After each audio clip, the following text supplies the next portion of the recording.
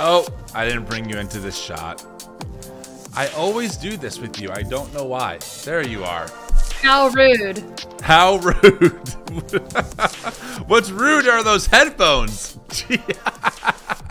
Well, I forgot to bring my headphones, my usual ones, and I happen to have these nearby. I am in Georgia at the moment.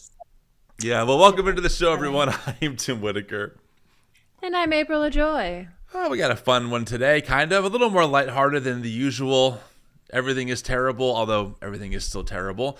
Welcome in, friends, on YouTube and on Substack. Make sure to like this video if you're watching on YouTube and heart this stream on Substack. April, you're not in town. You're not in your normal studio right now. You're somewhere else entirely. Correct. I am at my in-laws in Georgia. So I've been traveling. Traveling the USA, hanging out. I am here. I did finish Widow's Bay. We talked about it last week. I finished it. So good. Of course, no spoilers, no nothing. I enjoyed it. You know what it is? And again, this is all spoiler free. There's nothing about this show I'm talking about. This show blends a lot of genres into one. There's some humor. There's kind of like a Lost vibe. If you ever watched Lost, they kind of riff on different horror movies and Stephen King stuff. So like each episode feels like a standalone, but also is connected, you know? Yeah. So I enjoyed it. I'm looking forward to season 2 for sure. So I know that you don't like scary stuff. No, so how did it rank for you? Because it is scary. I was under the covers so often, but usually for no reason. Like there were times where I'm like, okay, this is it. There's going to be this jump scare moment. And then it doesn't really happen, you know? But then when you think it's not going to happen, it happens. So like, dang it, they threw me off my game. So, I mean, you can ask Sarah. I don't do scary, and I don't do haunted houses. I don't do anything scary. I hate the jump scare. I hate it. And but I will say, it was, you know, that part of it was well worth it for me. Like the show overall was really, really good. So, yeah. Yeah. I felt like, this might be not great for this episode because it has nothing to do with anything, but I felt like the scariest episode for me was episode 2 where he stays at the inn. That definitely was. We'll leave it there. Yeah, it was scary. So if you get through episode 2 yeah, you're good. You're golden. Not as scary. Anyway, what else do I have to talk about? You have in our notes Banter World Cup. Are we talking about the World Cup? I just didn't know if you're watching the World Cup. I am it's not. kind of Are big you? News. Nope. But but I mean, I'm watching. Like I hear things. I'm watching here and there. I was in downtown Atlanta yesterday because Atlanta is one of the hosts of the World Cup. So it was pretty cool because there were just people decked out in soccer gear everywhere, like thousands of people. So that was cool. And then we took a picture with one of the World Cups in front of the World of Coke because that's where we went yesterday because my oldest turned 10. Oh my gosh. So I've now been a mom for a decade. That's crazy. Which is 10-year-old. Which really is wild. That is wild. No, I have not watched the World Cup. First off, I have to pay for the like a Fox One account, which is $20 a month. And I just don't care enough in order to watch the games. I don't have cable or anything. I just don't care enough about soccer personally to spend that kind of money to watch a game that I just really don't follow a whole lot of. Obviously, go Team USA, but I live by Philadelphia. I'm 20 minutes away from Philly, and one of the stadiums for the World Cup is right here. And I'll tell you, locals are so frustrated because everything has been jacked up price-wise. Transportation costs have gone through the roof. To get a ticket to a game at the World Cup in Philly for just like a random match that has no significance to like American culture is like $900 in the nosebleeds per person. It's crazy. Gosh. It's crazy. So that's wild. So yeah, no, I will not be attending. But yeah. Well, anyway, the World Cup is happening. I just felt like it would be culturally important for us to reference it. Yeah, that's fair. Yeah. Friends, the Tim and April show is produced by the New Evangelicals. If you haven't heard yet, it's a nonprofit organization helping you find a better path forward in faith. So don't forget to check them out. You can find them at thenewevangelicals.com. We have a free community space. I'm going to share a little bit more about that later on throughout the show, but make sure to check them out. It's a great place for people who want to find a better path forward. Do you want to hop in like our main story That is just maybe just like dive into the shallow end of the pool. Oh, I like that. Maybe tip a toe into the water, see how it feels. I don't know. I need to say, water. I cannot believe that this is a story that we have to talk about. I cannot believe we have to talk about the reflecting pool in Washington, D.C.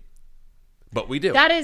It has evolved into quite the story. I mean, we referenced it last week. Yes. But it has grown legs like a swamp creature and created a life of its own. It's kind of like this is going to be a deep cut for you evangelicals. It's kind of like Larry Boy in the rumor weed. Ever watched that episode? You know, the little weed that starts this big, then as rumors spread, it gets bigger and bigger. That's what I feel like this has become. It's like the swamp version of the rumor weed. So just to catch people up on the story briefly, here's what has happened. It is true that the reflecting pool has needed repairs for a long, long time. That's like not a secret. It's a thing. No big deal. Trump decided that it had to get done immediately. So they gave a no-bid contract to a company. A no-bid contract means the government did not seek multiple quotes. Okay, and the only time that they do this is if something is going to cause imminent harm to the government. So apparently for Trump, this was so problematic, and I do think it coincides with his birthday bash UFC nonsense, but they gave a $14 million bid to a company named, I have it down here somewhere, they're out of Virginia, okay, and they were given the contract to drain the pool, paint it blue, because that's what Trump wanted, and then refill it. So they did that, and we've all seen the pictures. For like 3 days, it looked real blue. And then the algae came back. There has been algae there before, but it came back with a vengeance, a massive vengeance. And then, and we'll break this down, the government gave another no-bid contract to a company, and I'm not making this up when I tell you the name, called Green Water Solutions, that was designed to apparently clean up the algae. And they have not done a great job. And that's where we are today. They started dumping in, was it like hydrogen peroxide? But it only was on the edges. So then the edges looked kind of blue, but it looked green in the middle. We shared that picture last week. I will say that one of my favorite things about this story is people started showing up dressed as algae to go to the reflecting pool, and there were protesters that had signs that said something like Team Algae.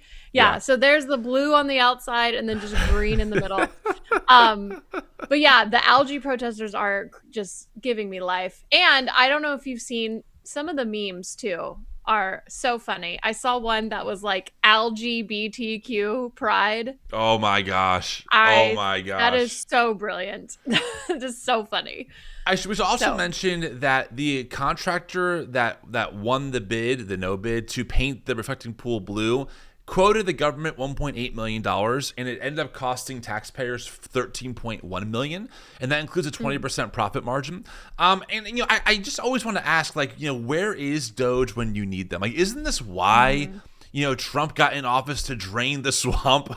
In this case, literally. And here we are spending millions of dollars, and the result is this. This is the result. Yeah. And as we all know, Donald Trump cannot take accountability for anything. Nothing is ever his fault. It's always someone else's fault. Everything he touches has to turn to gold, even though it's clearly turning green. And so he's now blaming vandalism and saying that, like, Democrats are coming in and purposely I feel like he said at some point, like, people were putting algae in. I don't know, like the algae people just carry around in their back pocket.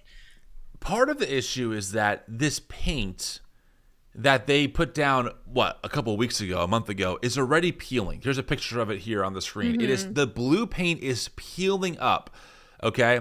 And so, obviously, you're right, April, Trump is not going to take accountability, right? So what does Trump do? Well, I have a clip here of Trump now blaming vandalism for what's happening. And this clip is real all the way through. Listen to what Trump said. It is something else. Who would think that somebody would go into a pool and take a knife and start cutting it? But do you have proof of that? That they Yeah, used the we knife? have You have proof. photos or videos? Well, let's put it this way.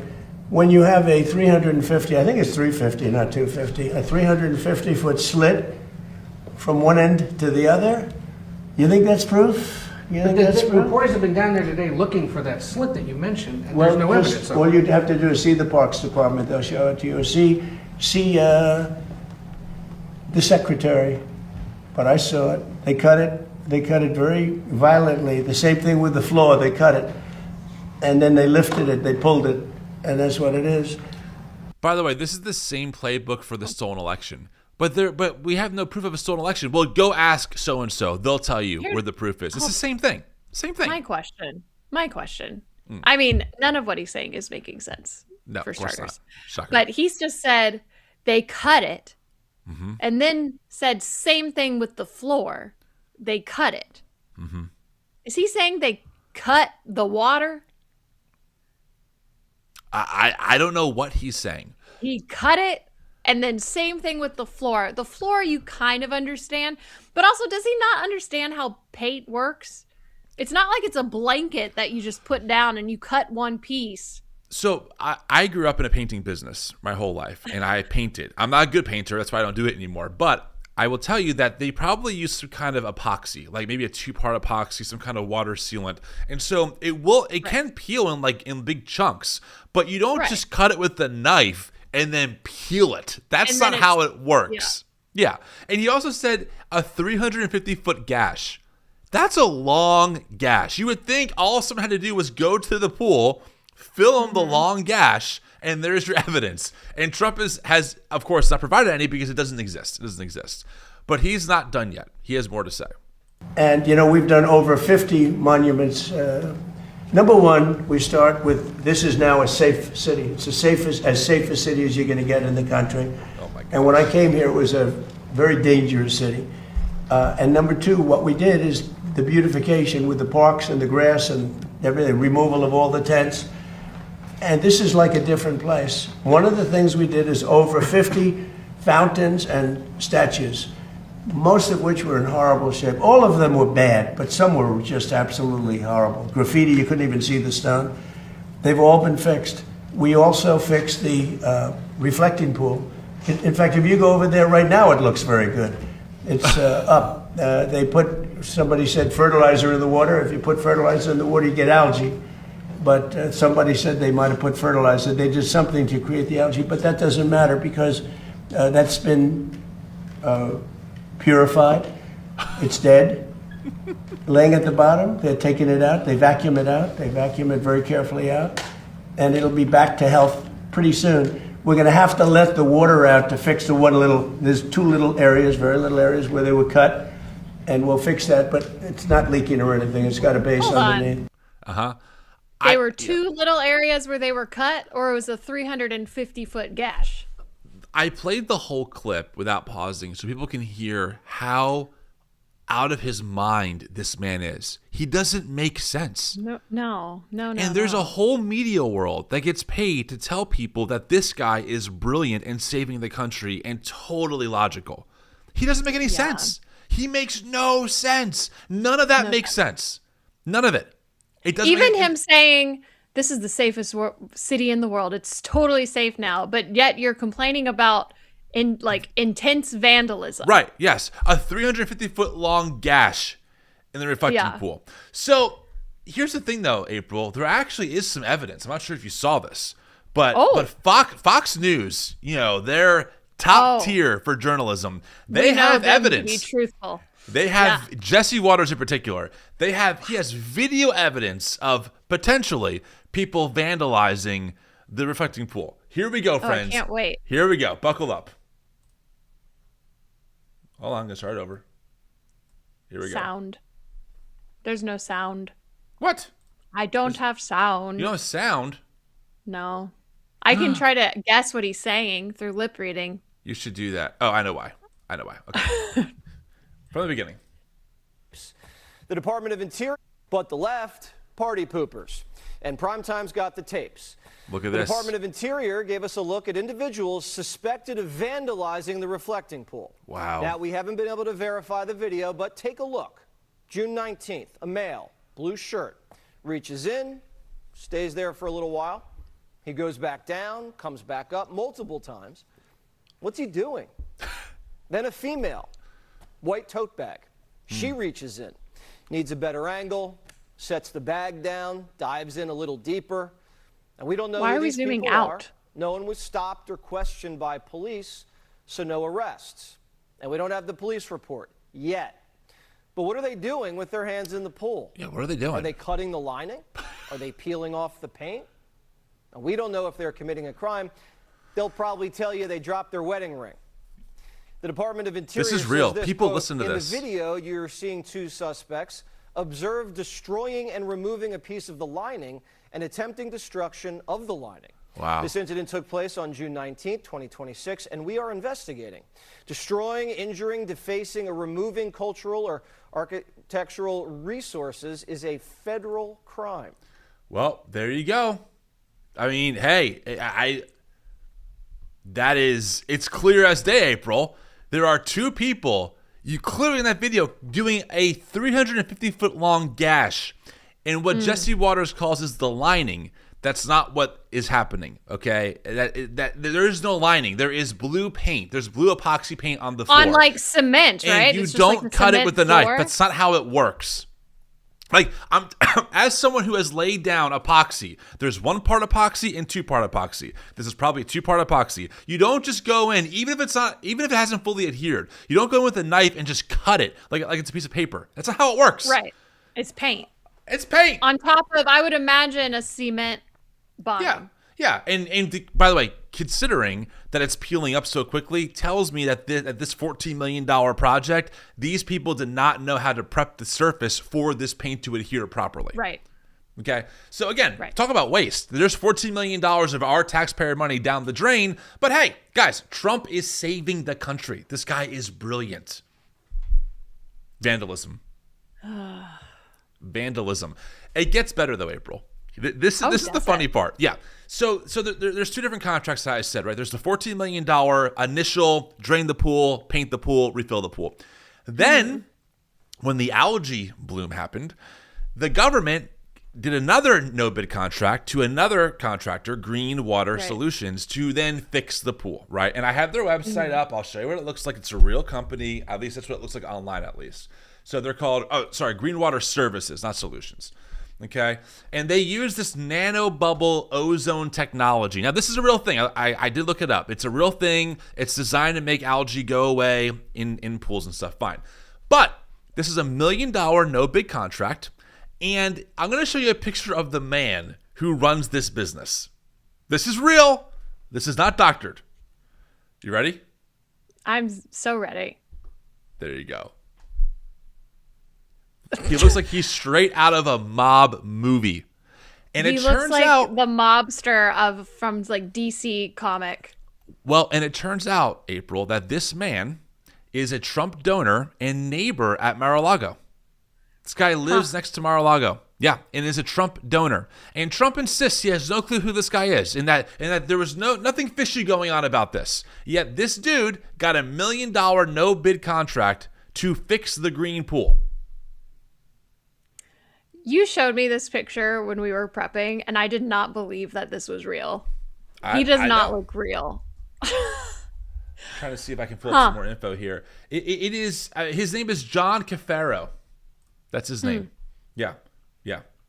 Yep. He's a businessman.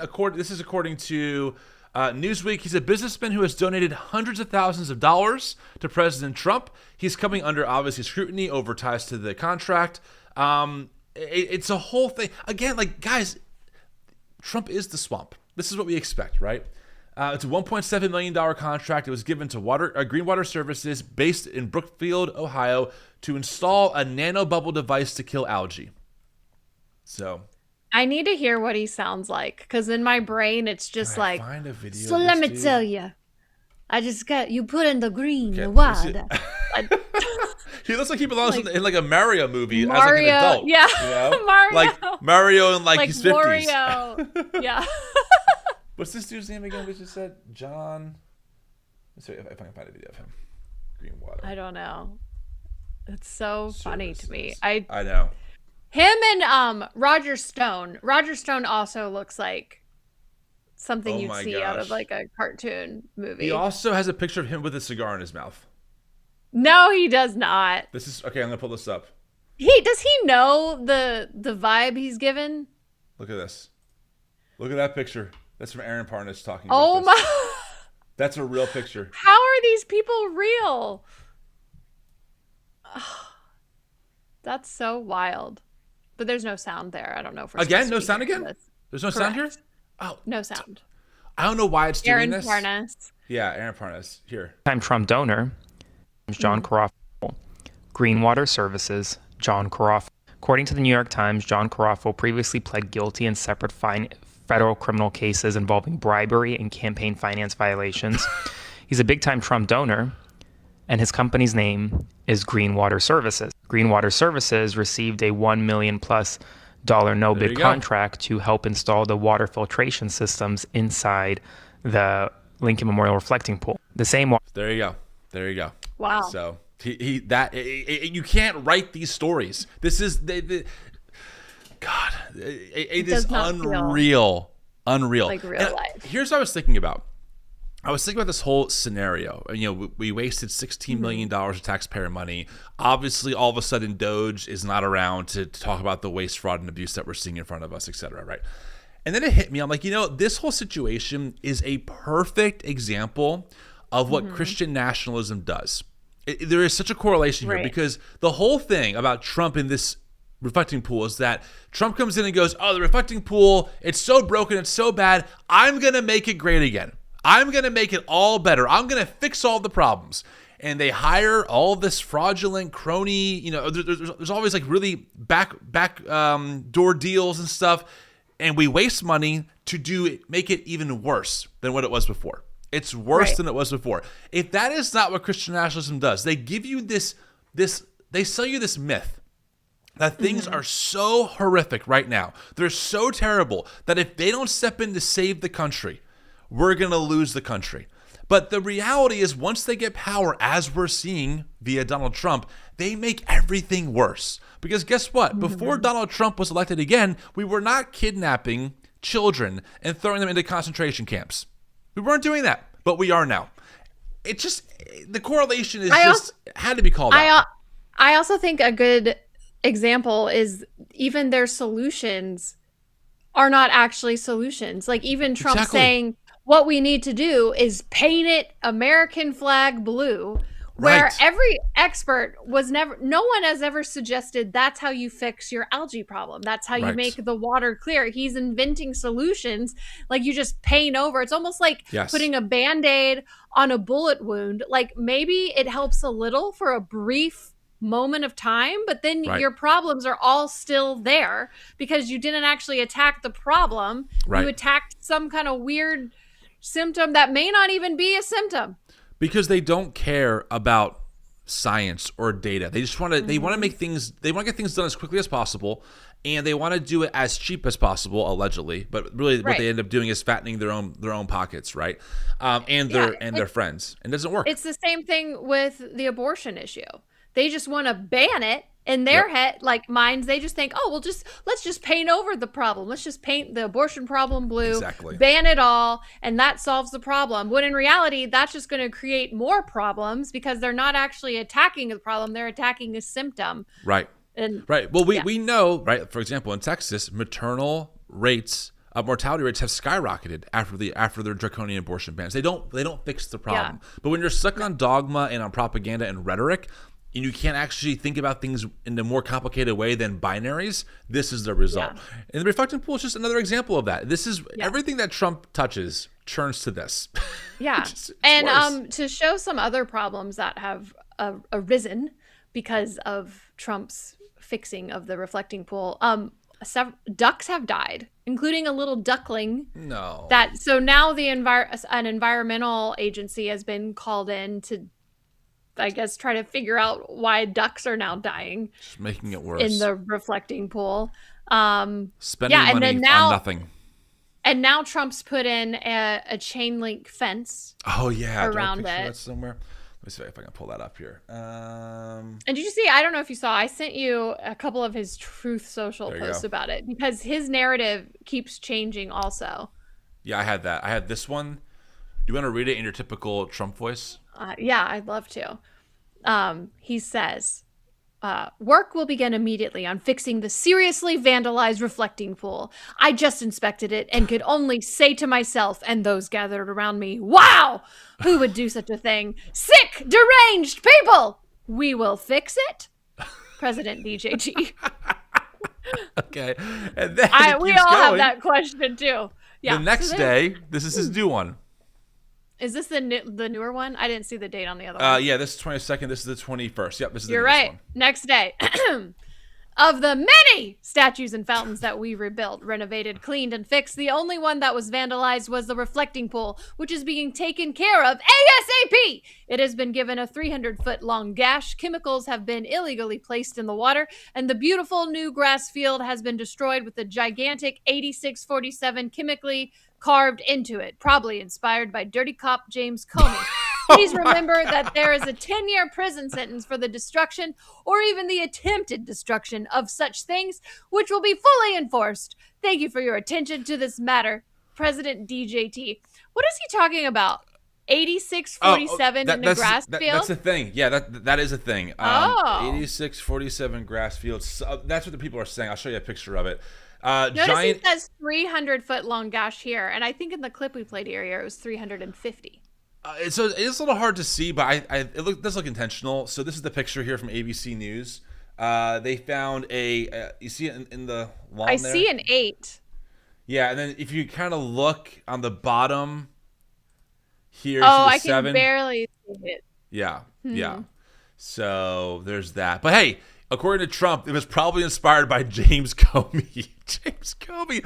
By the way, just to make the point, this is such a crazy story that even Republicans are so fed up. I have a video here of I think it's a Republican congressman or senator talking about how crazy it is that we are thinking about prosecuting, by the way, imaginary vandals. We don't know who they are. We have no proof. This is Tom Tillis. All right, Tom Tillis, listen to this. Freaking parallel universe that I just wake up in. You're telling me, even if it proves to be true, that damaging a lining in the reflecting pool is something that Puro wants to prosecute to the full extent of the law, if it's proven true. And yet they're releasing people who pled guilty to assaulting a police officer. Yeah, exactly. Now, of course, my answer to Tillis is yes, this is the world that you campaigned and voted for. Like, what did you think was going to happen? You woke up Trump? In the world that you helped make. Exactly. Look, I don't know how else to say it. Trump incited insurrection on January 6th. If you voted for him, you knew what you were getting. You knew. And you either ignored it or you explained it away or whatever. But this is the result of what millions of people, including a lot of pundits like us, have been warning about since the beginning with Trump. Of course this is what's going to happen. Of course he's going to lie. Of course he's going to make stuff up. Of course he's going to expand our government deficit. Trump has ballooned our government debt so high, yet all of a sudden all of his right-wing pundits have nothing to say but out-of-control government spending. It's crazy. It is wild that we've had multiple arrests that they're claiming vandalism for the reflecting pool, and I don't believe there's been any proof None. That these people vandalized it. We just saw a clear video from Jesse Waters of 2 people clearly vandalizing the reflecting pool, April. But it's also interesting, like, where their priorities are, because I don't think there's been a single arrest since the Epstein files have been released. There has and not. There's still more to be released. And there's a story that we're tracking. There is a group of protesters who were protesting an ICE facility in Prairie Land, I believe Texas. And the story is, according to the Guardian, that they set off fireworks, they committed some vandalism, and the people who were, and there was also a shooting with one person and a cop, and the cop did get injured. But the people who were not part of the shooting, who weren't even there when the shooting happened, but were part of like the demonstration, were arrested and charged on terrorism charges and just received 50 to 100-year-long sentences in prison. That is ridiculous. It's crazy. Oh, I got to look this up and tell people about this. Yeah, it was at Prairie Land. Prairie Land. A detention center. Where's here it is, The Guardian. Prairieland Immigration Detention Center in Alvarado, Texas. So this by the way, I had not done the deep dive all the way, so I didn't want to go too deep into it. But the government also used leftist, I think they're called zines. It's pretty much like printing materials that you hand out to people. They use that as proof that these people were part of a large Antifa terrorist cell to then convict them of these charges. It is absolutely crazy. Elizabeth was sentenced to 50 years in federal prison because, as she's put it, they didn't like my book club. And here's the story according to The Guardian. Last year on the 4th of July, a small group from Dallas-Fort Worth held a nighttime noise demonstration, setting off fireworks outside their Prairieland Immigration and Customs Enforcement detention facility south of the cities, in solidarity with the detainees. A few protesters broke away and spray-painted graffiti on an employee's car and a security post. They slashed the tires on a government van and broke a security camera. The facility's guards ordered the protesters to disperse, and most of them did. When a police officer arrived at the scene, drawing his gun, an armed protester shot her rifle, hitting the officer in the shoulder. The officer survived. After a 3-week trial, a jury found 8 of the 9 protesters guilty of, quote, providing material support to terrorists, among other crimes. For the Sotos, this material support, including owning a printing press used to print anarchist zines and being part of a leftist book club. The federal government argued that this was all part of it. The couple had already left the scene by the time the guns were drawn. All 8 of the defendants sentenced so far have received unusually harsh sentences, 30 to 100 years. Essentially life in prison. And look, zines, thank you, Ascension God. I had a feeling I was saying it wrong. Thank you. Look, here's some of the pictures. This is their evidence. This is the evidence that they used to prove that these people were terrorists. Look, it's a book. It's a book club. Here's another one. Here's the printing press. There you go, guys. Terrorist propaganda right here. How crazy is that? This is the same group of people that screams about freedom of speech. Yes, and the same DOJ that pardoned every single January 6th insurrectionists. And it's a major story. Where people actually died. Exactly. Exactly. 50 years is actually like... It's a death sentence. I don't even know it. For protesting. Surely they'll be able to appeal that. They're going to try. Yeah, they're going to try. It's crazy. With there needs to be outrage. All right, we have a few super chats here. Why don't we read some of those, April? Then we'll do a little plug for TNE. Then we'll get to our next story. Do you want to read some of these? Can you see them? Yeah. Yes. Jared, the weird worker, says, Tim says he doesn't care for scary stuff, yet covers Christian nationalism. Make it make sense. That's fair. That is funny, by the way. That's hilarious. That's good. Thank you. Dolph Dogan, hey gang, big news. I'm going to be a dad. Both excited and scared. Oh, congratulations. Congrats. I'm assuming this is your first child. Congratulations. So exciting. Joseph Compton, yes, they gave a no-bid contract to Snidely Whiplash. I'll fix your pools. See? Mwahaha. That's pretty funny. From Melanie and Lee, Petty Don's pettiness shows through. People are arrested, fences are put up, guards are there because Don can't admit a mistake, not even to himself. Absolutely. From Cartoon 49, thoughts on Senator Hawley making fun of James Tallarico's faith and mocking him because he said God is non-binary. I actually haven't seen that. I've been a little out of the loop. No, I mean, they're all making fun of Tallarico. Yeah, we'll look that one up. Yeah. From Dolph Dogan again, he looks like the Undertaker's manager, Paul Bearer. It's funny. I don't understand that reference. Joseph Compton, the sad thing is that Christian nationalists have been planning this for 40 years. They finally got their wishes, and this is the end result of all the people to be the head of the movement. Trump. Oh, tell me Two about more. it. From Melanie and Lee, Dawn, if you want to know who vandalized the reflecting pool, please look in the mirror. Ooh.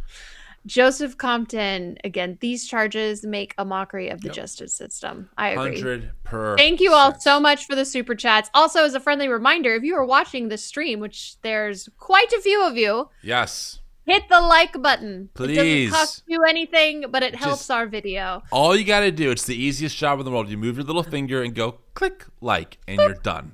And if you're on Substack, hit the heart button. Helps us out. Or if you're on a computer, little mouse, clickety-clack. So before we get to our next segment, like I said earlier, the Tim and April show is produced by the New Evangelicals, a nonprofit organization I founded, now run by Melinda Hale. We have a whole other arm of the organization called TNE Action, and it's a place to find ways to take action and stand up for your neighbors. There are links to petitions, nonprofits doing amazing work, and people on social media that you can follow, all organized by topics so you can easily pick causes you care about and start taking action right away. The most recent one that they did was all about mental health, but they also have ones on reproductive justice, civil rights advocacy, and next week, TNE Action is releasing an LGBTQIA plus resource, which will be amazing, and that's all available for free on TNE Connect. That is the community side of our organization. It's totally free. It's a great place to be. You can go to thenewevangelicals.com/connect and then get access to it via either the web, App Store, Google Play. It's going to be amazing. Let's do a quick ad. I think I have it here for TNE about an upcoming tour that they're doing, and then we'll get into our next story about the Alpha Male Bro Evangelical Conference from Hell. Woo! Cool. Right back. Cool. Things feel heavy right now, and we know they are, but we are not giving up on one another. My name is Deirdre Catlett. I'm on the board of directors for the New Evangelicals, and I'm here to tell you that TNE is hitting the road this summer, and we are bringing the conversation to you. We are debuting 3 new workshops: practical tools for helping families talk across political divides, leading with integrity when it is hard, and finding your way back when you've been pulled into fear. Completely free for everyone. Our home base is going to be right here in Tennessee, but we're going to have legs of the tour that go to Tampa Bay, Raleigh, North Carolina, Boston, Massachusetts, and Minneapolis, Minnesota, and lots of stops along the way. So if you know of a venue, it could be a church, music venue, anywhere really, that would like to talk about hosting, please reach out. Every event will be free and open to the public, but we will be taking donations at each stop so that we can continue keeping our resources, including these new workshops, free for everyone. Things are heavy, but it is more important now than ever to remember what we're fighting for. Be on the lookout because details of the tour will be coming soon.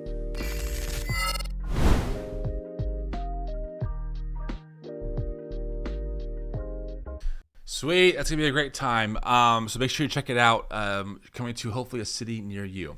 Okay, one more story I wanted to just mention to you all. This past weekend, for Father's Day weekend, a bunch of pastors in Washington State held a men's conference to take back their state from the godless left. And April and I are going to be doing a longer piece on this in the future, like a pre-record. So make sure that you're tuned into the podcast or to our YouTube channel and that you're subscribed.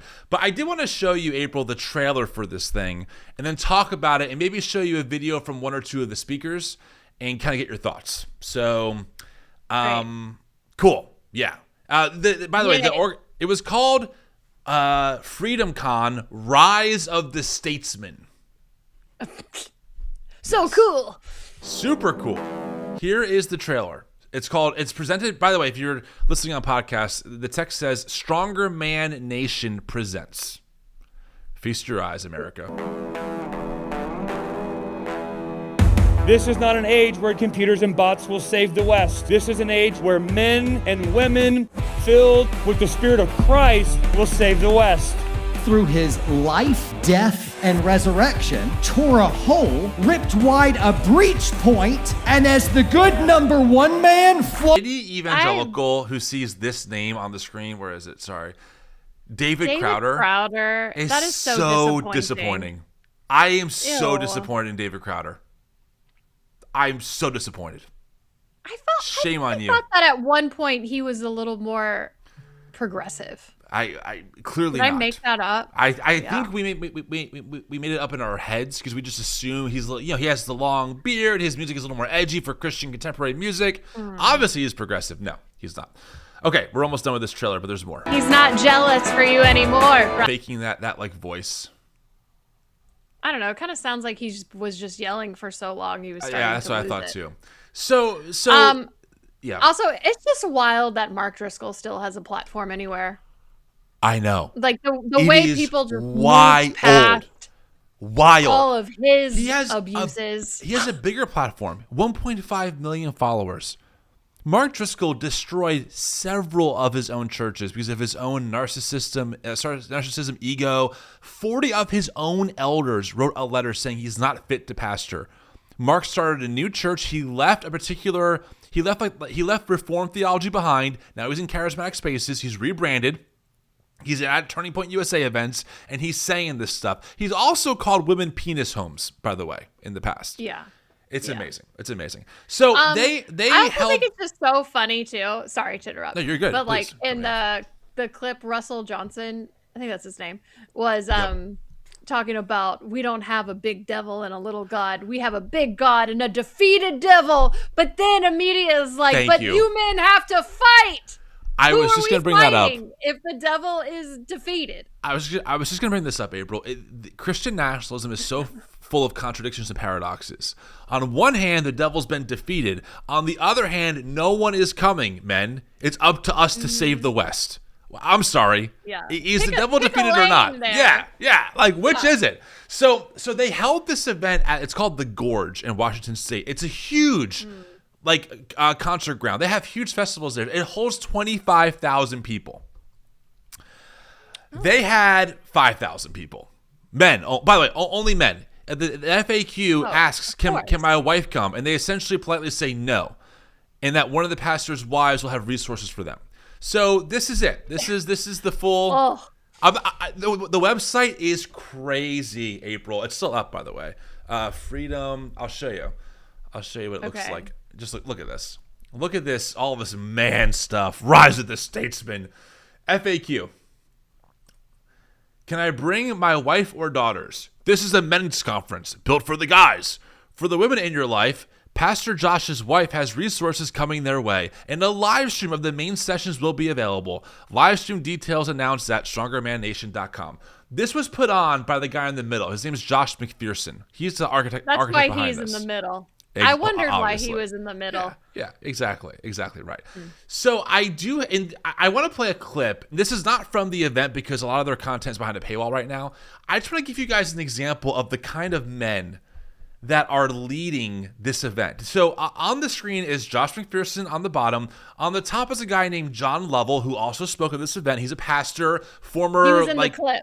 Yeah, he's in the clip. He's a former, Green Beret or something in the military. He preaches. He's preached before in military uniform with a gun. Preached from the pulpit that way. Here's his take. The text reads, God's design for marriage can save yours. This is what he says is God's design for marriage. Here you go. My wife is not in charge in my house. I am. And she is my helper, and I'm not her helper. She doesn't wear the pants, I do. Now, because I adore my wife, I want to model the sacrificial leadership of Jesus. Jesus, recognizing that all authority in heaven and earth had been given to me, stood up, took out his outer robe, tied it around his waist, knelt down, and washed his disciples' feet. Okay, let's just pause there for a second. This guy thinks that he's Jesus. Why doesn't he try dying? Right. He will come back. Saying if you're gonna go full Jesus, go full Jesus. Go walk on a lake, bro. Go out in the water and start walking on water. This man really said. This guy really said, I'm in charge. My wife is not. I wear the pants. She doesn't. She's my helper. I'm not hers. Jesus says all authority on heaven and on earth has been given to me. And then he washes his disciples' feet as a way to compare him leading his wife sacrificially. It just makes me want to gag. There's more, April. I always have more. Great. Of course. Great. That's what the biblical account is. Recognizing he had all authority, he got down and washed feet. I am in authority over my wife. It's not a 50-50. The buck stops with me. I am the head. Because of that, I'm going to use my leadership to take wonderful care of my wife. Boys, my sons, this is our woman. We're going to take care of her. She doesn't open doors. We open. You know what this is? It's so dehumanizing, right? This poor, helpless woman who's not even a full human needs us men to provide and take care of her. She can't even open doors. It's on us, right. the real leaders of the world, to protect this poor, dumb, innocent woman who wouldn't even know how to tie her own shoes if we weren't around. That's what he sounds like. Yeah. why does it go to opening up doors? I feel like these men are always like, oh, I would die for my wife. But, like, would you go to therapy for her? Right. Would you let her lead? There's a lot of steps. So you'll die for your wife, but she can't lead anything because you're the head. God, I could not marry any man like this. I dated someone one time who was very like, you will never open a single door, and was very much the like, I will protect you. And it drove me absolutely insane. I was like, stop, I am capable of opening my own damn door. Look, Sarah will tell you this. Even when we were both thinking like conservative evangelicalism, I hated this way of thinking. One of the things that I told Sarah when we first started dating was like, I never want to hear the word submit come out of my mouth or your mouth. That is gross. Because you're taught that, like women submit to your husbands. I'm like, I hate that language. I've always hated this. I've always hated this way of thinking. I think it's so gross. And now that I've deconstructed, it's even more gross to me. But we're not done. We're halfway through this clip, so he has more to say. Yeah, no, he has more to say. Hey, guys, this is a strong alpha male saving the West. Okay, he has very important things to say to us. For her. Our job, my job as a man, is to make sure my life is harder than hers. That's good. I want my life harder than hers. Yes. I make money. I'm going to spend more on her than me. What does that mean? John, how about neither of your life is that hard? How about why does your life have to be harder? Why? I do feel like a lot of these like marriage, when they start talking about marriage and stuff, they're always discussing how hard marriages, but you have to push through because it's what God wants and stuff. I'm like, I feel like if you're in a healthy relationship, marriage doesn't have to be hard. I'm not sure about you, April, but from what I can tell, I'm sure it's the same. Me and Sarah are going to hit 10 years in July. We have a great marriage. Our marriage, of course, we've had moments like any humans have had. We've had moments we had to work through. But if someone asks you, has your marriage been easy or hard? Without even hesitating, I would say, oh, it's been really easy. It's been over the 10 years. It's been a really easy marriage and great marriage. Yeah. It has not been hard. Beecher and I, we had some rough moments when they came out and we had to deconstruct and like all of these things. Sure. But like our marriage was always like not. Absolutely. I don't know. We just celebrated 12 years on Monday and I love our marriage. Yes. It's not hard. It's many things, but I would say our marriage is not hard. Exactly. That's not what makes life hard. There are other things that make life hard. Marriage is not one of them. Christian nationalism, not being able to afford health care, that kind of stuff, So, okay, we'll keep going. Lift her up. I'm going to serve her. I'm built stronger so that I can use my strength for my bride. I'm going to exalt her. I'm going to do something better than 50-50 or equal. I'm going to lift her up. I'm going to treat her not as an equal. I'm going to treat her as more important. And I'm going to steer our marriage as well. I'm going to set the culture for our home. And none of this makes sense because a minute ago he was saying how she's not in charge. So again, she's not that important. And she's his helper. Right. He's not her helper. And she has, this is his words were, boys, this is our woman. This is our woman. Yeah, she's not going to open a door. So again, like he just thinks that she's so weak and feeble. And then he says, well, I'm going to elevate her. No, you're not. You're dehumanizing her, dude. You're dehumanizing. By the way, this rhetoric, when people get into a marriage, mainly women get into a marriage with a man like this who's not healthy or not, whatever, and just abusive, then they're trapped. Because then the line is, well, submit to your husbands, right? Oh, don't leave your marriage. Don't be a Jezebel. Don't break up your marriage. Just submit to your husband. Love him well. Give him whatever he wants, and he will treat you right. It's crazy. Well, he's honestly talking about her like an object. Like he's objectifying her like property. Right. Totally. Like property. Which honestly is a biblical marriage. I guess you can't, that's the ancient world. Women were seen as property. A man took a woman. So a man took a few women. Need her to give me her valuable insight. And sometimes we're going to disagree and I'm going to go with what she thinks. And sometimes I'm going to go with what I think, but I'm going to use her as my helper, as my second self on mission for the Lord, because I desperately, desperately need the counsel of my wife, and I honor her in that. I'm going to use her? I don't know. This second half feels very different from the first half. Well, he they just have to do this. Contradicted himself. This is classic, like, nice guy patriarchy, right? They're ultimately, this dude's in charge of his life, and his wife and his kids. If they have a disagreement and he wants to do something, there is no argument. You're going to follow me, honey, right? I'm the head. You are my helper. But he obviously knows he has to dress this up in a way that sounds palpable to other women and to even young men. And so he has to make it seem like, no, it's actually better for the woman. It actually helps women by devaluing them to be this underneath our authority kind of object who we can use for our benefit. And here's how you say that. Gosh. I think it actually can go the other way too. Maybe not him necessarily, but I've seen other people that push complementarianism, which is the belief that, you know, they're equal, but their roles are different, man and wife, and the wife is submissive and has to obey. But then when they actually describe their marriage, they're describing an egalitarian marriage where they can 100%. Have conversations and they have disagreements and they come to a decision together, but they push complementarianism because that's what the SBC tells them to do, or what their church tells them to do, but they don't actually live that way. So but they'll always say things. Now, my husband is the head. I always submit to him, but they still value me and they're pushing the belief that they're not even following, but they're trying to convince their followers that they are. I know people like that. They will tell me that they are complementarian, right? That the husband's the head. I watch their marriage and I'm like, you guys live a pretty egalitarian marriage, which is great. I'm glad you do that, you know.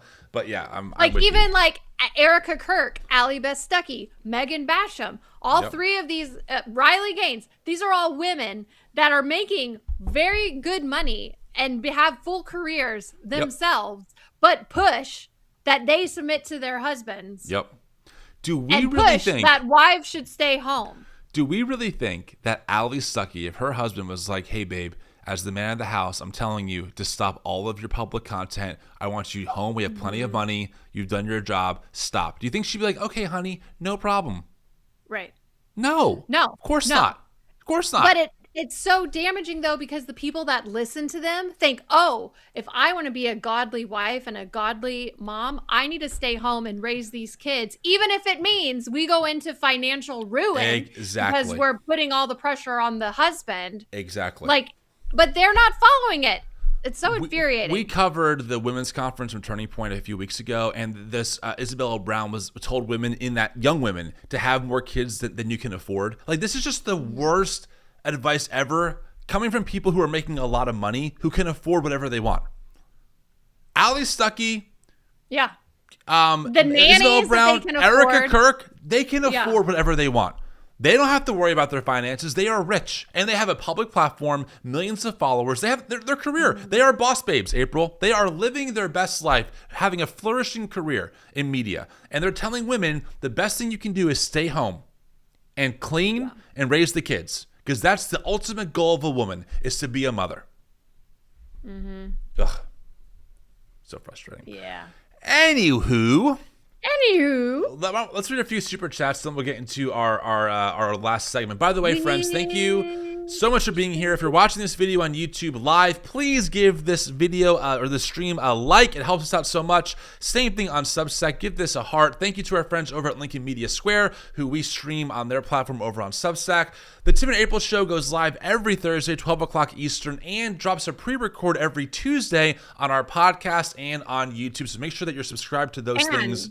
Fun fact, our most recent Tuesday one is just a full episode of Weird Christian Bleep. Yes, it was a good one. We had a lot of fun. We took a breather. Yes. Yeah. And next, we have a special guest for next Tuesday that you are gonna love. So make sure you tune in for that. And then April and I are gonna track more of this men's conference and watch some more clips that I have not shared here that are even worse than what you saw. So make sure to tune in for that. Yeah, okay. Can't wait. I know. You love doing the show with me, don't you? I bring you the best stuff that you can possibly imagine. Okay, let's see here. We have a few super chats. I think we just have two.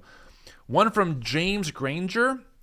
MAGA equals make aqua green again. Now they don't have to make new hats. That's so funny. Thank you so much for the super chat. It means so much. Then we have one more here. Julia Markham. April, swing by upstate South Carolina to promote your book. Only 3 hours from Atlanta. I'd love to have mine signed. There you go. I would love to make it out there sometime. I don't know when. I will let you all know. Shall we? We shall. Weird Christian Oh, this is a good one, and it has nothing to do with sex. Good news, everyone. Thank God. Yeah, we need a change of pace. This showed up on my Instagram reel feed organically, and Yep. I got a good chuckle out of this one. Here we go. We'll play the whole thing in its entirety so you get the whole context, and we'll go from there. We're not taking the mark of the beast, and if you don't take the mark of the beast, you can't buy or sell. I found this plant, this guy right here. And as it was growing, I was like, I'm not going to cut that or mow that. I think it's something. So yesterday I took a picture of it. I put it into Google and I was like, what is this plant? That's a peanut plant. I never eat peanuts in my yard. I hardly ever eat peanuts. And I sure as heck didn't plant one. So I also Googled, well, how would a peanut plant end up in my yard if I didn't plant it? And its response was, well, the most common occurrence is when a bird flies over your yard, they poop it out. So then it got me thinking. So I was like, birds of the heaven. And then I was like, you know what? We're going to be just fine. We're not taking the mark of the beast. And if you don't take the mark of the beast, you can't buy or sell. That means we can't buy food. But we're going to be fine. Because God's sending birds over my yard to poop seeds. And I'm going to grow peanuts. And that was one bird. Can you imagine what the Lord could do? He could send a whole flock. He could send hundreds of birds dropping seeds for us. God. We're not taking the mark. Because we'll be just fine. Okay? Ciao. Why do we do this? I kind of love her. I love that her mind didn't go to, because I honestly, when I was watching this, I was like, this is going to turn into like a Maha. That's what I thought. Farming, like grow your own food, which would make, which is still a weird stretch. Mark of the beast, self-sustainability, tribulation. Right. I was like, I can make that connection. But no, she no. didn't go to God's message was we should just plant our own food. Hers was that God is going to send birds to poop out the food that will be planted into your yard. 10 out of 10 for creativity. I mean, that you can't write that kind of story. That's she's creative. Right? Because you're right. I would think the logical jump would be a peanut plant. I should save the seeds for the mark of the beast. We'll plant our own gardens, etc. No. Yeah. God is going to magically send hordes of birds to take a dump all over your yard to plant all kinds of seeds in exchange for you not taking the mark of the beast. That will one day happen at any moment suddenly. You know what? If we're like inferring our own messaging from God, what if what God actually meant, I feel like you could argue that a bird could be a beast of sorts, a flying beast. Maybe the peanut tree itself was the mark of the beast. Oh my gosh. Said flying beast. Maybe therefore she her actually taking the mark of the beast. It. She shouldn't eat it because that's the mark. Because what if you take the mark, right? And you have, Yeah.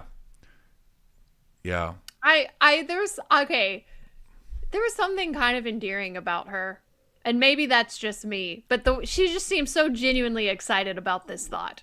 She definitely and I just thought, we're gonna be fine, y'all. God's sending birds to poop. I think it's just the delusion that gets me. Like and again, as someone, April, you and I were there. We were both in this world. We believe this stuff, so we're not mocking from above. We're mocking really from below. We were here, okay? We were there. Yeah, I laugh at myself really when I see things like this because I believe that. I was like, okay, what could the mark of the beast be? Will it be a barcode? Will it be this? Will it be that? And I thought about this stuff. Like, what happens if the rapture happens and I'm left behind, or all these things. But being out of it now for so long, it's like, wow, that's crazy. And this person believes this. Like, this is not just a fun thought. She thought it through and was like, oh my God, that's how we're going to survive. Let me make a video about this to encourage other believers not to be worried about not taking the mark, because God will send birds to poop out seeds. Also, she's clearly a mid-trib or a post-tribber. Oh, for sure. And listen, I was a pre-tribber, so I would have had major issues with this video only because she's assuming we're going to be here for the tribulation. I'm like, listen, God's sucking me up. I'm not here for that crap. Hopefully he does. Yeah, no. I literally wouldn't date someone if they were mid-trib or post-trib. So, and for those who don't know what I'm talking about. Thank you. Yes, please interpret. So there's the rapture. right? And that is the belief that Jesus comes back to the air, trumpet sounds, and all of the Christians get sucked up and go to heaven on a get out of death free card. We don't die. Exactly. We just go straight to heaven. We leave our clothes behind. That's big in the left behind canon. Yep. The tribulation then happens, and the tribulation is a period of 7 years. And during the tribulation is the rise of the Antichrist, where the mark of the beast comes into play, and you have to get the mark of the beast in order to buy or sell. Things fall apart. Wars everywhere. And if you don't get it, you get your head chopped off. That's right. Or die in some way. Right. Now, so pre-trib rapture means that the rapture happens before the tribulation starts. Pre-tribulation. There are some Christians that believe in a mid-trib, meaning that the rapture happens at the 3.5 year point, which is the peaceful period, which I guess wouldn't be terrible because the bad stuff happens in the last 3.5 years. And then post-trib is the belief that Christians are here for the entire Great Tribulation, and then the rapture happens at the end. Think of it's like a Terminator Doomsday End of the World scenario, where it's just like everything is, you just think about like a Mad Max hellscape kind of vibe, but with more fire. And you're right, April, based on what she said, she's definitely a mid or probably post, because she's really depending on these birds to come through for her when the mark is, is mandated among the entire world. So, which, by the way, the term is called dispensationalism, and people who believe this believe that we are at the end of the 6th dispensation and entering into the 7th, which is the tribulation. So they're waiting for any moment this to happen. Like, this is not for them in 10 years. They are expecting at any second right now, this can all start. Either we get sucked up, either tribulation starts. So they're waiting. They are waiting for this to happen. They are waiting. Yeah. And they look for signs all the time. And they infer their own meaning into things clearly, as you can see. When the beginning of the Iran war started, we had people like Louis Gigo? We had a few of these big pastors talk about, is this the war to end all wars? Is this the end of time? Is the Antichrist going to rise? They do this every time, guys. In the 80s, it was all about Russia. Is Russia Gog and Magog, like it was, like they talk about in the Old Testament? They're always speculating on current events and tying it back into the end of the world. Yeah. This is a great comment from Prez Bass. I was post-trib. I was also an idiot. Listen, we had concerns for the mental well-being for people that were post-trib. So, you want to believe that you're going to be here for this? Are you okay? Funny. It's so funny. I want to be clear. I don't believe in the rapture anymore because I learned about John Nelson Darby, who is credited for kind of inventing that. He idea, invented our modern dispensationalism. Idea of it. Yep. In the 1830s. After he fell off his horse and hit his head, by the way. So yeah. Look him up. It's true. Anywho. Friends, thanks so much for being here for another episode of the Tim and April Show. Like we said earlier, we love doing this. We go live every Thursday, 12 o'clock Eastern, and we drop a pre-record episode every Tuesday, both on podcast and on our YouTube channel. Make sure to check it out. If you want a better path forward in faith, check out the new Evangelicals doing amazing work. TNE Connect is an amazing community space it's quiet. It's not that it's not busy, it's just quiet. It's a great place away from the algorithms and away from Meta. Tons of free resources, including TNE Action. Make sure to check it all out. I think that's all I got. Yeah. May you get a bird pooping great things to be planted in your yards. I don't wish that on people. If you want it. Well, yeah, if you want it. Okay, if you want that. I'm Tim Whitaker. And I'm April Ajoy. Ta-ta. Bye-bye.